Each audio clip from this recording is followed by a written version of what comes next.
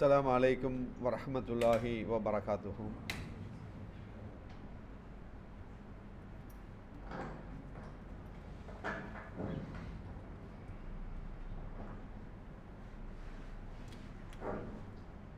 الله أكبر الله أكبر الله أكبر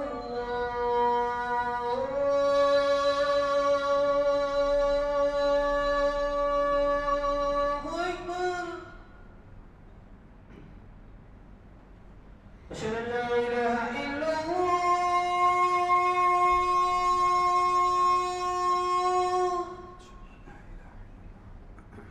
أشهد أن لا إله إلا الله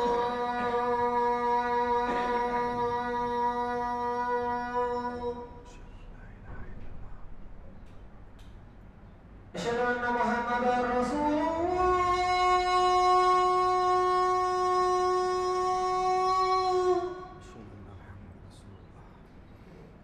أشهد أن محمدا رسول الله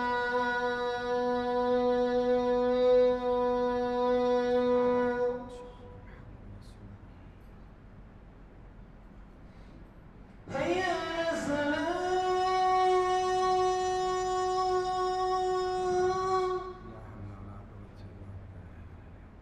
حي على الصلاة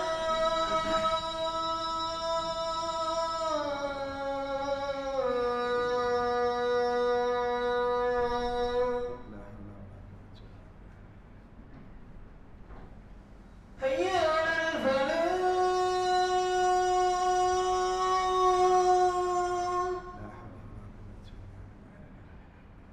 حي على الفلاح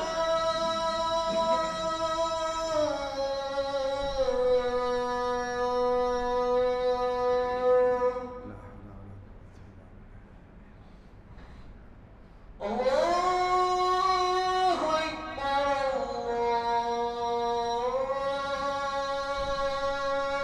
الله أكبر لا إله إلا الله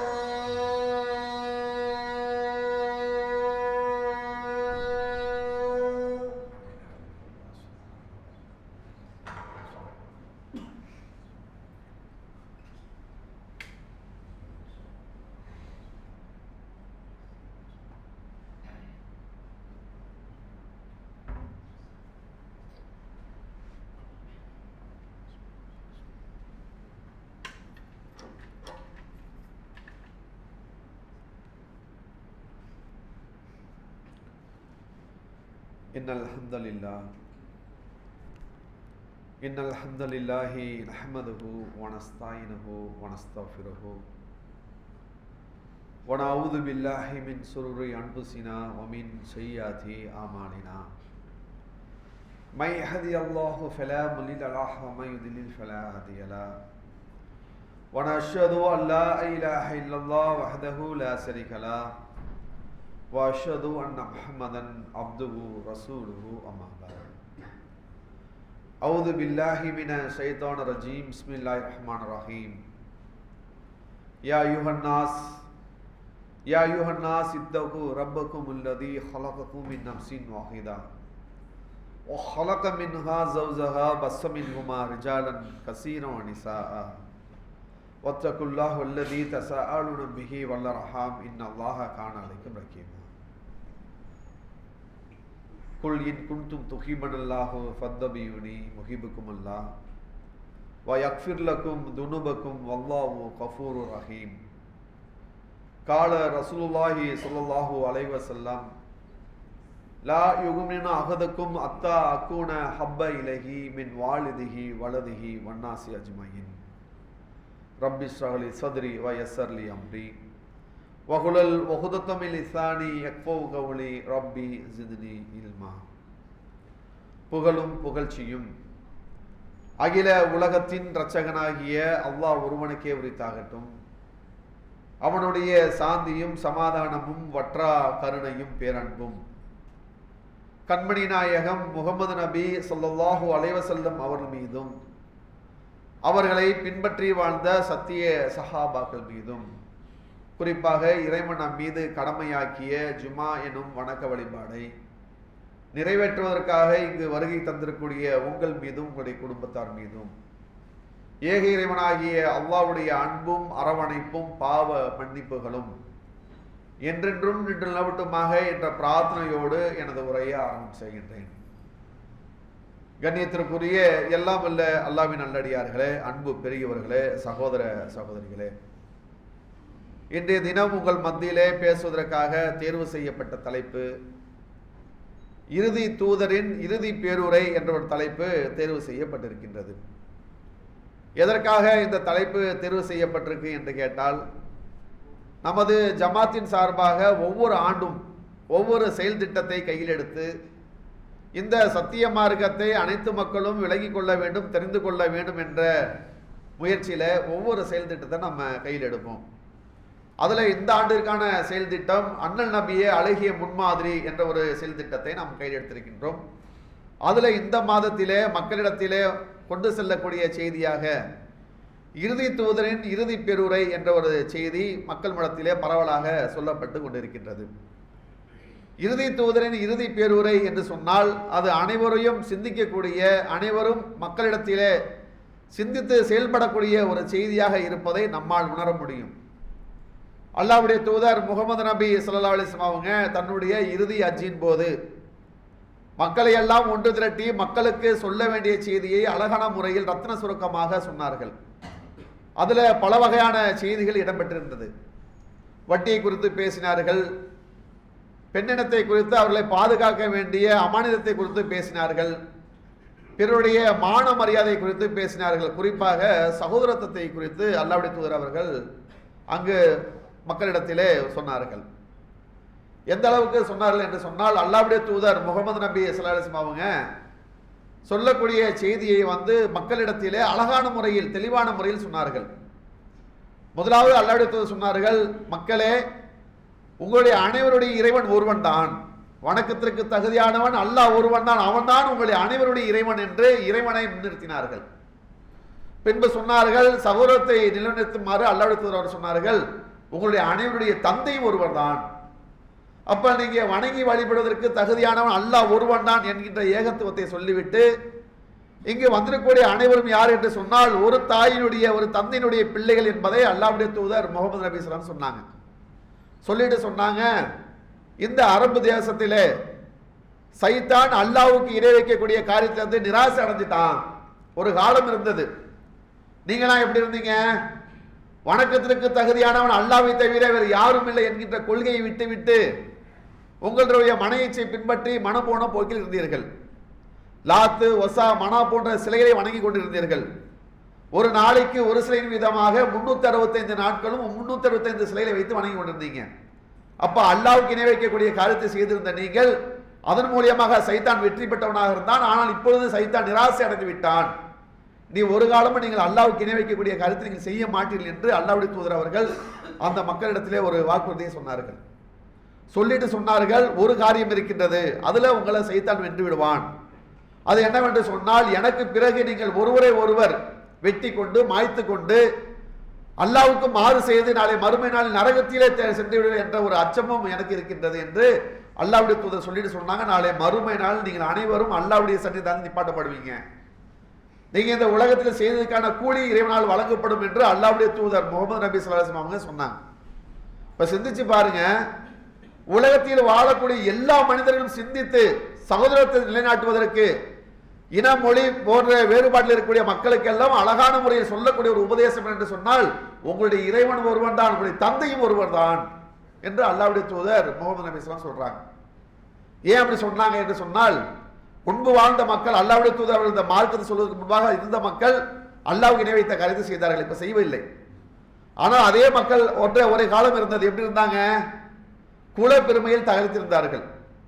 தன்னுடைய குலத்திற்காக எதையும் செய்வதற்கு துணிந்திருந்தார்கள். அது யாராக இருந்தாலும் சரி, அவரை ஊயை ஓட்டுவதில் அவருடைய ரத்தத்தை சிந்துவதில் அவங்க கவலைப்படவில்லை. எந்த அளவுக்கு என்று சொன்னால், அல்லாஹ்வுடைய தூதர் அவர்கள் இந்த மார்க்கத்தை சொல்லி வணக்கத்திற்கு தகுதியானவன் அல்லாஹ்வை தவிர வேறு கடவுள் இல்லை என்று சத்தியத்தை சொல்லி நாம் அனைவரும் ஆதம் அவ்வா என்று சொல்லக்கூடிய ஒரு தாய் தந்தையுடைய பிள்ளைகளா என்று சொல்வதற்கு முன்பாக அந்த அரபு தேசத்தில் வாழ்ந்த மக்கள் எப்படி இருந்தாங்க? பகைமை பாராட்டி கொண்டிருந்தார்கள். எந்த அளவுக்கு என்று சொன்னால், அந்த காலத்தில் வாழ்ந்த மக்களிடத்தில் அல்லாஹ் ரப்பல் ஆலமீன் ஒரு பெண் குழந்தை கொடுத்தான் என்று சொன்னால் பகைமைலாம் கிடையாது. ஒரு கணவன் மனைவியாக வாழக்கூடியவர்களுக்கு ஒரு பெண் குழந்தை அல்லாஹ் கொடுக்கிறான். சமுதாயத்துடைய அந்தஸ்து தான் உயர்ந்தது, என்னுடைய குலப்பெருமை தான் எனக்கு உயர்ந்தது என்று அல்லாஹ் ரப்பல் ஆலமீன் தந்த பெண் குழந்தை என்ன பண்ணான்னு சொன்னா, சமுதாய அந்தஸ்துக்காக குலப்பெருமைக்காக அதை உயிரோடு போட்டு மண்ணில் போட்டு புதைத்தார்கள். எந்த அளவுக்கு என்று சொன்னால், அல்லாஹ் ரப்பல் ஆலமீன் 16வது அத்தியாயம் 58வது வசனத்தில் அல்லாஹ் சொல்றான், இதா புசிராகது பில் முன்சா வல்லவஜு முக்ஸ்தரா எத்தவரா பினல் சௌமி. ஒரு மனிதனுக்கு பெண் குழந்தை பிறந்த நன்மாராயம் சொல்லப்பட்டால், உனக்கு பெண் குழந்தை பிறந்திருக்கு என்ற நன்மாராயம் சொல்லப்பட்டால் அவனுடைய முகம் கருகருத்து விடுகின்றது. இதை வளர்ப்பதா அல்லது உயிரோடு போட்டு புதைப்பதா என்று அப்படி உள்ள நாடுது. ஏன்? பெண் குழந்தை அல்லாஹ் கொடுத்த ரஹ்மத் தானே, அல்ல அருள் தானே. ஏன் அவன் நினைக்கிறான் உயிரோடு போட்டு ஏன் புதைக்க அவனுடைய உள்ள போகுது அப்படின்னு சொன்னா, சமுதாயத்தில் அந்தஸ்து போயிருமா இல்லையா? நான் எந்த அளவுக்கு பெருமையாக வாழ வேண்டும் என்று நினைக்கக்கூடிய பெண் குழந்தையை கொடுத்தா அவனுடைய உள்ளம் உயிரோடு போட்டு தன்னுடைய குழந்தையை மண்ணில் புதைக்கக்கூடிய அளவுகள் இருந்தார்கள்.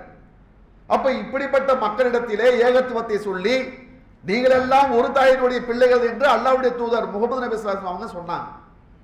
எந்த அளவுக்கு சொன்னார்கள் என்று சொன்னால், அடிக்கடி அல்லாஹ்வுடைய தூதர் அவர்கள் மக்கள் எல்லாம் ஒன்று திரட்டக்கூடிய திரளக்கூடிய சேரக்கூடிய இடத்தில் வந்து உரை நிகழ்த்துவார்கள், பயன் செய்வாங்க. அப்போதெல்லாம் அல்லாஹ்வுடைய தூதர்கள் குறிப்பாக திருமறை குர்ஆனுடைய வசனங்களை ஓதிதான் ஆரம்பிப்பார்கள்.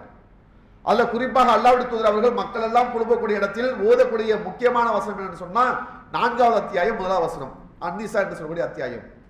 யா அய்யுஹன் நாஸ் இத்தகு ரப்பக்கும் அல்லதி خلقكم من نفس واحدة وخلق منها زوجها بث منهما رجالا كثيرا ونساء واتقوا الله الذي تساءلون به والارحام ان الله كان عليكم رقيبا. ஓ மனிதர்களே, உங்களை எல்லாம் ஒரே ஒரு ஆணிலிருந்து படைச்சான். அந்த ஆணிலிருந்து அவருடைய துணையார்களுடைய அவ்வாவை படைச்சான், ஆதம படைச்சு அவ்வாவை படைச்சான். அந்த இருவர் மூலியமாக தான் பல ஆண்களையும் பெண்களையும் இந்த உலகத்திலே பல்கி பெருக செய்திருக்கிறான். எனவே நீங்கள் யாரை உங்களுடைய கோரிக்கை முன்னிறுத்தி கேட்பீங்களோ அப்படிப்பட்ட இறைவனை அஞ்சிக் கொள்ளுங்கள், உங்களுடைய உறவினர் விஷயத்தில் நீங்கள் அல்லாஹ்வை அஞ்சிக் கொள்ளுங்கள் என்று அல்லாஹ்வுடைய தூதர் முகமது நபி ஸல்லல்லாஹு அலைஹி வஸல்லம் சொன்னார்கள். இப்படி சொன்னதன் காரணமாக அந்த மக்கள் எல்லாம் ஒன்று திரட்டப்பட்டார்கள், சகோதரத்தில் திளைத்தார்கள். எந்த அளவுக்கு என்று சொன்னால், ஒரு முறை அல்லாஹ்வுடைய தூதர் அவர்கள் தன்னுடைய வீட்டுடைய அருகில் உட்கார்ந்து இருக்கிறாங்க. அது ஒரு முற்பகல் நேரம், மத்தியான நேரம். அல்லாஹ்வுடைய தூதர் அவர்கள் தனிமையில் இருக்கிறாங்க. அல்லாஹ்வுடைய தூதரை சந்திப்பதற்காக ஒரு கூட்டத்தார் வராங்க தூரத்துல இருந்து. அல்லாஹ்வுடைய தூதர் அவங்கள பார்க்கிறாங்க. அந்த கூட்டத்தாரோட நிலை எப்படி இருக்கு? நீண்ட நாட்களாக குளிக்காதவர்களாக பரட்ட தலையோடு இருக்கிறாங்க. மேல கம்பளி ஆடை, அதாவது வெப்ப காலங்களில் இப்ப இருக்கா இல்லையா, இதை விட பன்மடங்கு அரபு தேசத்துல இருக்கும். அந்த அளவுக்கு வெப்பம் வீசக்கூடிய வெப்பம் இருக்கக்கூடிய அந்த பூமியில கம்பளி ஆடையை மேல போட்டு இருக்கிறாங்க. ஆங்காங்கே வட்ட வட்டமாக கிழிந்து போன கம்பளி ஆடை, காலில் செருப்பு அல்ல. அப்ப காலில் செருப்பம் இல்லாமல் ஒழுங்கான ஆடை இல்லாமல் குளித்த நீண்ட நாட்களாக ஒரு பரதேசி போன்ற காலத்தில் ஒரு கூட்டத்தார் வராங்க. இந்த அதிச அறிவிக்கூடிய சொல்றாங்க, அந்த கூட்டத்தில் அதிகமான மக்கள் இல்ல, முழுவதுமே முலர் குலத்தம் என்று சொல்லக்கூடிய அந்த குலத்தை சேர்ந்தவர்களா இருந்தாங்க. இந்த முலர் குலம் என்று சொல்லக்கூடிய அந்த குலத்தாரை பத்தி நீங்க அதிச எடுத்து பார்த்தீங்கன்னு சொன்னா அதிகமான இடங்கள்ல வழிப்பறியில் ஈடுபடக்கூடியவர்களாக இருப்பார்கள். அப்ப அப்படிப்பட்ட ஒரு குலத்தை சேர்ந்த ஒரு கூட்டத்தார் வந்து ரசூலா நோக்கி வராங்க. காலில் செருப்பு கிடையாது, ஒழுங்கான ஆடை கிடையாது, குளித்து நீண்ட நாட்களாக இருக்கக்கூடிய தண்ணீர் கூட இல்லாத நிலையில் இருக்கக்கூடிய மக்கள் அல்லாஹ்வுடைய தூதரை நோக்கி வராங்க. ரசூலா பார்க்குறாங்க, இவங்க நம்மளை நோக்கி தான் வராங்க, வரக்கூடிய மக்கள் நம்மகிட்ட ஏதாவது கேட்பாங்க என்று அல்லாஹ்வுடைய தூதர் எண்ணி அவர்கள் வந்து கேட்பதற்கு முன்பாக அல்லாஹ்வுடைய தூதர் தன்னுடைய இல்லத்தை வீட்டுக்குள்ள போறாங்க. போய் ஏதாவது இருந்தா கொடுக்கணுமா இல்லையா, வந்து கேட்டான கொடுக்கணும் அப்படின்றதுக்காக அல்லாஹ்வுடைய தூதர் அவங்க போய் பார்க்குறாங்க. கொடுப்பதற்கு ஒன்றும் கிடையாது. அல்லாஹ்வுடைய தூதர் அவங்க ஒரு வகையான தவிப்புக்கு ஆளாகிறாங்க, ஒரு வகை படப்படப்புக்குள்ளாகிறாங்க.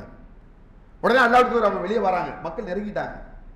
நெருங்கின ரசூலா என்ன பண்ணாங்க, பிலால் இல்லாமல் கூப்பிட்டாங்க. பிலாலை இங்கே வாங்க, தொழுகைக்கு நேரம் வந்துருச்சு, நீங்க வாங்க சொல்லுங்கன்னு சொல்றாங்க. அல்லாஹ்வுடைய தூதர் அவருடைய சொன்ன இந்த செய்தியை கேட்ட பிலால் இல்லாமவங்க தொழுகைக்காக பாங்கு சொல்றாங்க. பாங்கு சத்தத்தை கேட்ட மக்கள் எல்லாம் தொழுகைக்கு வந்துடுறாங்க. அல்லாஹ்வுடைய தூதர் முகமது நபி ஸல்லல்லாஹு அலைஹி வஸல்லம் முன்மாதிரி அவங்களுக்கு இந்த மக்களுக்கெல்லாம் முன்மாதிரியாக நின்று இமாமாக நின்று தொழுகை நடத்துறாங்க. தொழுகை முடிக்கப்படுது. ரசூல் ஸல்லல்லாஹு அலைஹி வஸல்லம் எந்திரிச்சு நிற்கிறாங்க.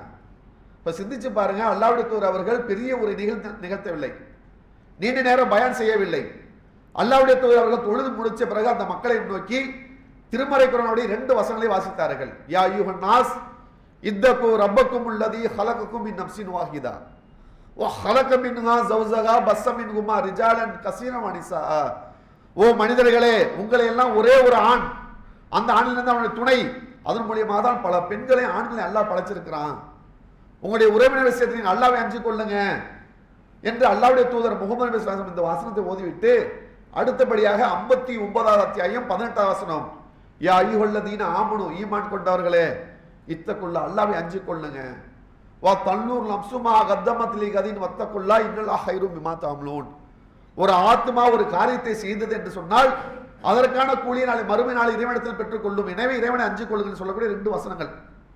வந்தவர்கள் இவங்க உறவு கிடையாது, ரத்த உறவு கிடையாது, யாரோ ஒரு கூட்டத்தார். ஆனா அல்லாஹ்வுடைய தூதர் அவர்கள், மனிதர்களே நீங்க சிந்திச்சு கொள்ளுங்க, உங்களுடைய தாய் தந்தை ஒருவர் தான், அது மூலம் தான் படைக்கப்பட்டிருக்கிறீங்க, நாளை மறுமை நாள் அல்லாஹ்விட்டு விசாரிக்க அப்படின்னு சொன்ன உடனே அல்லாஹ்வுடைய தூதர் அவர்கள் தர்மம் செய்யுங்கன்னு சொல்லாம இந்த வசனத்தை ஓதுறாங்க. அங்கிருந்த மக்கள் எல்லாம் ஓடி போய் தன்னுடைய வில்லங்கள் இருந்து தர்ம பொருளை கொண்டாந்து கொட்டினார்கள். இந்த ஹதீஸோட முடிவு எப்படி இருக்குன்னு சொன்னா, தர்ம பொருள் ஒரு குவியலாக மாறியது. அதை ஒரு மூட்டையில போட்டு அதை கட்டி அதை தூக்கி சுமக்க முடியாமல் வந்த மக்களிடத்துல கொடுத்தோம். அவர்களும் அந்த தர்ம பொருளை சுமக்க முடியாமல் சுமந்து சென்றார்கள். அல்லாஹ்வுடைய தூதரோட முகம் புன்முறுவலாக மாறி அல்லாஹ் அக்பர் அல்லாஹ் அக்பர் என்று புகழ்ந்தார்கள். இப்ப சிந்திச்சு பாருங்க, அல்லாஹ்வுடைய தூதர் முகமது நபி ஸல்லல்லாஹு அலைஹி வஸல்லம் அவங்க இன வேறுபாட்டால், மொழி வேறுபாட்டால், சமுதாய அந்தஸ்துக்காக, குல பெருமைக்காக வாழ்ந்த மக்களிடத்துல சகோதரத்துவத்தை போதித்து மக்களை எல்லாம் ஒன்று திரட்டிட்டாங்க. இப்ப அல்லாஹ்வுடைய தூதர் அவங்க இறுதி பேரூர்ல இருக்கிறாங்க, இறுதி அஞ்சியை முடிச்சிட்டு இருக்கிறாங்க. அவ சொல்றாங்க, இனி வரக்கூடிய காலங்கள்ல சைத்தானுக்கு இணை வைக்கக்கூடிய காலத்துல, அல்லாஹ்வுக்கு இணை வைக்கக்கூடிய காலத்துல சைத்தான் நிராசை அடிச்சுட்டான், அதை நீங்க செய்ய மாட்டீங்க. ஆனா உங்ககிட்ட இருக்கக்கூடிய சிதி தவறு எடுத்துமா நடக்கும், நீங்கள் ஒருவருக்கு ஒரு அன்பு பாராட்டும் சகோதரத்தை பெறாமல் நீங்கள் ஒருவரை வெட்டி கொண்டு நாளை மறுமை நாள் அல்லாஹ்விடத்தில் குற்றவாளி ஆய்வு என்ற கவலை எனக்கு இருக்கின்ற அல்லாஹ்விடத்தில் சொன்னாங்க. இந்த உரை என்பது, இந்த பேச்சு என்பது, சொல் என்பது சகோதரத்துவத்தை நிலைநாட்டுவதற்கு ஒரு முக்கியமான அடித்தளமான ஆணிவேராக இருந்தது. நீங்க உலகத்தில் அப்படி இருக்குதா? நீங்க பார்த்தீங்கன்னு சொன்னா இன வேறுபாடால், மொழி வேறுபாடால் என்னவோ அதிகமான பிரச்சனை உண்டாகுது. எந்த அளவுக்கு உண்டாகுது? இறைவனால் படைக்கப்பட்ட இயற்கை வளங்களை, குறிப்பாக நதிநீர் பிரச்சனை உண்டாகுது. காவிரி நீர் பிரச்சனை வந்துருச்சா கர்நாடகம் தமிழ்நாடுக்கும் பிரச்சனை உண்டாகுது. அங்க இருக்கிற இங்க அடிக்கிறான், இங்க இருக்கிற அங்க அடிக்கிறான். இவன் சொல்றான் மின்சாரம் தரமாட்ட தடை செய்வன் சொல்றான். இயற்கை வளத்தையே தனக்கு தானே பங்கிட்டு கொண்டு அதன் மூலியமாக பிரிவினை உண்டாகி உலகத்தில் வாழக்கூடிய மக்கள் இருக்கிறாங்க. அது மட்டும் தான் இருக்குதா? என்னுடைய நாட்டில் உள்ள மக்கள், என்னுடைய தேசத்தில் உள்ள மக்கள், என்னுடைய இங்க அவங்களுக்கு தான் உரிமை இருக்கு, மற்ற யாருக்கு உரிமை கிடையாது.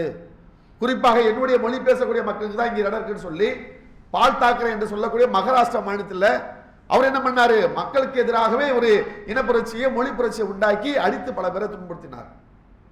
இன்னும் எந்த அளவுக்கு சொல்வதாக இருந்தால், ஒரு நாட்டினுடைய பிரதமர் சகோதரத்தை நிலைநாட்ட வேண்டியவர், மக்களுக்கெல்லாம் அன்பையும் சகோதரத்தையும் போதிக்க வேண்டிய என்ன பண்றாரு? அவர் பிரித்தாளும் கொள்கையை கொண்டு வராரு. எந்த அளவுக்குன்னு சொன்னா, நம்முடைய நாட்டுடைய பிரதமர் நரேந்திர மோடி இந்த எலெக்ஷன்ல, முன்னாடி எலெக்ஷனுக்கு தேர்தல் போல கர்நாடகத்துக்கு போறாரு. கர்நாடகா மாநிலத்தில் போய் சொல்றாரு, மக்களை நீங்கள் எல்லாம் கவனமா இருங்க, உங்களுடைய விஷயத்தை நான் ரொம்ப கவனப்படுறேன், குறிப்பாக தீவிரவாத விஷயத்தில் நீங்க கவனமா இருங்க. தீவிரவாதிகள் நம்மளையெல்லாம் கொண்டு குவிப்பதற்கும் அவர்கள் என்ன பண்றாங்க, மக்களிடத்தில் பல உயிர்களை ஓட்டுவதற்கு தயாரா இருக்கிறாங்க. உங்களுக்கு தீவிரவாதினா யாருன்னு தெரியுமா? நீங்க கேரளா ஸ்டோரி என்று சொல்லக்கூடிய இந்த படத்தை பாருங்கன்னு சொல்லி ஒரு இஸ்லாமியர்களை முன்னிறுத்தி வைத்து நலநிறுத்த படத்தை சொல்லி ஒரு நாட்டுடைய பிரதமர் என்ன பண்றாரு சொன்னா, மக்களிடத்தில் இனவாதத்தை, மொழிவாதத்தை என்ன பண்றாரு, உண்டாக்குறாரு. ஆனா அல்லாஹ்வுடைய தூதர் முகமது நபி ஸல்லல்லாஹு அலைஹி வஸல்லம் அவங்க எல்லா மக்களையும் கூட்டி வச்சு சொன்னாங்க, நீங்கள் எல்லாம் ஒரு தாயுடைய பிள்ளைகள் தான், உங்களுக்கு பிறகு எந்த காரணத்தை கொண்டு பிரிவு வந்துடக்கூடாது, பகல் வந்துடக்கூடாது. எந்த அளவுக்கு சொன்னாங்க அல்லாஹ்வுடைய தூதர் அவங்க? ஒரு அரபு மொழி பேசக்கூடியவனை விட அரபு மொழி பேசாதவன் சிறந்தவன் கிடையாது, தாழ்ந்தவன் கிடையாது. அரபு மொழி பேசுறவன் சிறந்தவன் கிடையாது. கருப்பனை விட வெள்ளை நேரத்தினுடையவனோ அல்லது வெள்ளை நேரத்தினுடைய கருப்பனோ எந்த நேரத்திலும் வேறுபாடு கிடையாது என்று அல்லாஹ்வுடைய தூதர் முகமது நபி ஸல்லல்லாஹு அலைஹி வஸல்லம் சொன்னாங்க. இப்ப சிந்திச்சு பாருங்க, அல்லாஹ்வுடைய தூதர் முகமது நபி ஸல்லல்லாஹு அலைஹி வஸல்லம் அவங்க எந்த அளவுக்கு ஒற்றுமை வழிநடத்தக்கூடிய செய்தியை சொல்லியிருக்கிறாங்க.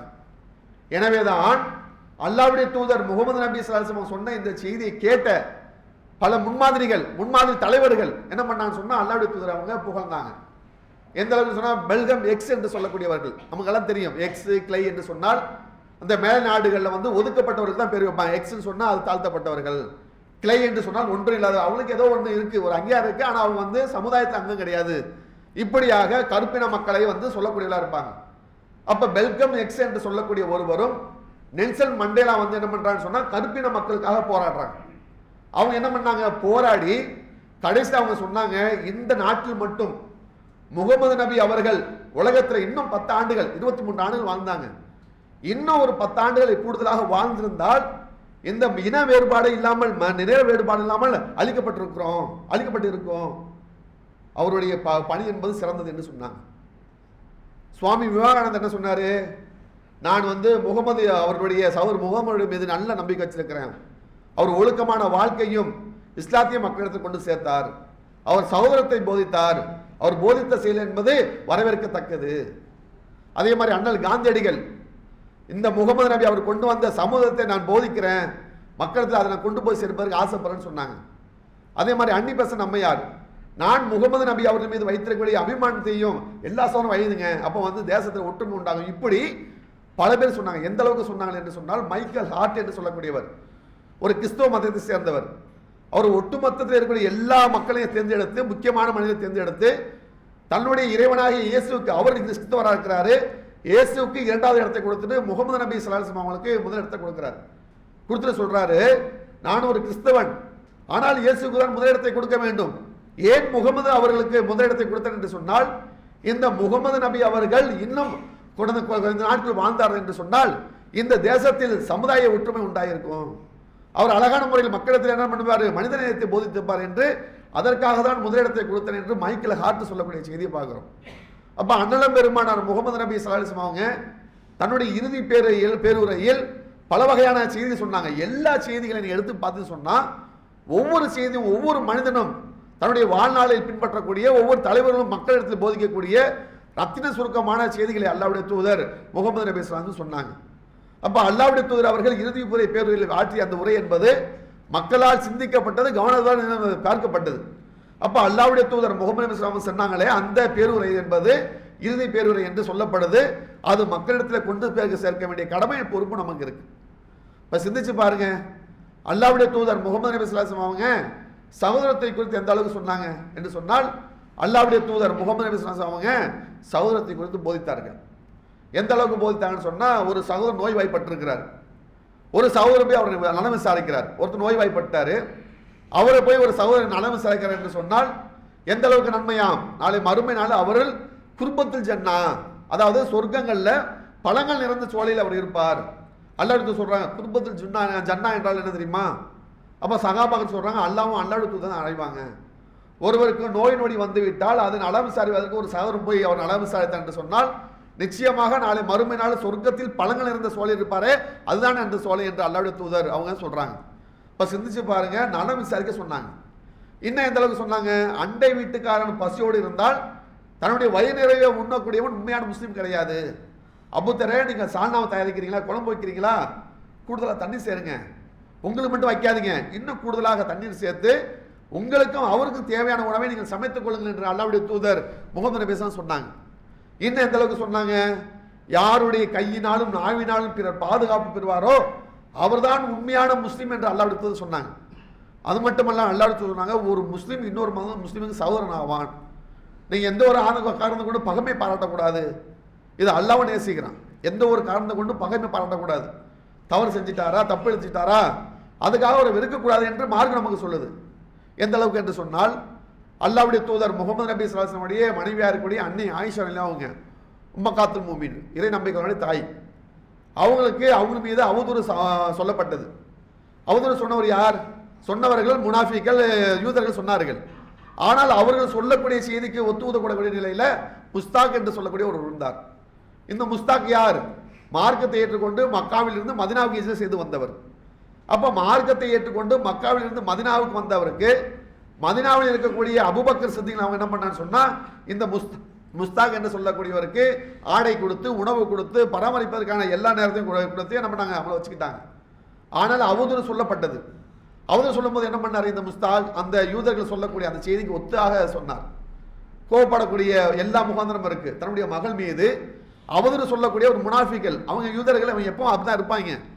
ஆனால் அவர்கள் சொல்லக்கூடிய அந்த செய்திக்கு ஒத்த விதமாக என்னுடைய முஸ்தாக் சொல்றாரு, நான் தான் அவருக்கு உணவு கொடுக்குறேன், உடை கொடுக்குறேன், என்னுடைய பராமரிப்பில் இவர் இருக்கிறார், இவரை செய்தார்னு சொல்லிட்டு என்ன பண்ணாங்க, வாள் எடுத்து வெட்டவில்லை, அவர் அழித்து துன்புறுத்தவில்லை, நேராக போய் சொன்னாங்க, முஸ்தாக்கை எல்லா உபகரணம் அவங்க செய்கிறேன், ஆனால் யூதர்கள் வந்து என்னுடைய மகள் மீது அவதூறு சொல்றாங்க, அதுக்கு ஏற்ற மாதிரி நீங்க சொல்றீங்களே, இது நியாயமா என்று சொல்லிட்டு அல்லாஹ் அவங்க அபூபக்கர் சொன்னாங்க, இனிமேல் நான் எந்த ஒரு உபகாரம் அவங்க செய்ய மாட்டேன், உங்களுக்கு எனக்கு உறவு கிடையாது என்று சொன்னார்கள். சொல்வதற்கு முகாந்திரம் இருக்குது, வாய்ப்பு இருக்குது. அல்லாஹ் விட்டானா? அல்லாஹ் ரப்பல் ஆயத்து இறக்குறான் 24வது அத்தியாயம் 22வது வசனம், வீட்டில் போய் பாருங்க. வலா யஹுதலி உலுல் ஃபல்லி மின்கும் சாத்தி அயுக்தி உலுல் குர்பா வல் மசாக்கின் அவள் முஹாஜிரின ஃபீ சபீலில்லாஹ். அல்லாஹ்வுடைய பாதையில் ஹிஜ்ரத் செய்து வந்தவருக்கு உங்களில் வசதி உடையவர்கள், செல்வம் உடையவர்கள் இனிமேல் எந்த ஒரு உதவி செய்ய வேணும்னு சொல்லாதீங்க, அல்லாஹ் மீது சத்தியமிடாதீர்கள், அவங்க செய்த தவறு அலட்சியப்படுத்துங்க. நீங்க தவறு செய்றீங்களா இல்லையா? உங்களுடைய தவறை அல்லாஹ் மன்னிக்க வேண்டும் என்று நீங்கள் விரும்புவீங்களா, விரும்ப மாட்டீங்களா? எனவே அவர்கள் செய்த தவறை நீங்கள் அலட்சியப்படுத்தல் என்று அல்லாஹ் ரப்பல் ஆயத்தை இறக்கி அவரிடத்தில் ஒரு அன்பையும் நெருக்கத்தையும் உண்டாக்குறான் என்று சொன்னால், இந்த இஸ்லாமிய மார்க்கம் சகோதரத்தை போதிக்கிறது, அன்பை போதிக்கிறது, ஒரு மனித நேயத்தோடு வாழுமாறு இந்த மார்க்கம் போதிக்கிறது. அதான் அல்லாஹ் தூராம சொன்னாங்க. ஆனால் இப்படியெல்லாம் சொல்லப்பட்ட இந்த மார்க்கத்தில் இன்று அதிகமான மக்களிடத்தில் அன்பு பாராட்டக்கூடிய நிலை இல்லை, சகோதரத்துவத்தை பேணக்கூடிய நிலை இல்லை. அப்படிப்பட்ட நிலையில் நாம் வாழ்ந்தோம் என்று சொன்னால் அல்லாஹ் ரப்பல் அப்படிப்பட்ட நிலையில் நம்மளை பாதுகாத்து மறுமையில் வெற்றி பெறக்கூடிய மக்களாக அல்லாஹ் ரப்பல் ஆலமீன் நம் அனைவரையும் சகோதரத்தோடு வாழ்வதற்கான வழிவகை செய்வதற்கு இறைவன் உதவி செய்வானாக என்று கூறி நமது உரையை நிறைவு செய்கிறேன்.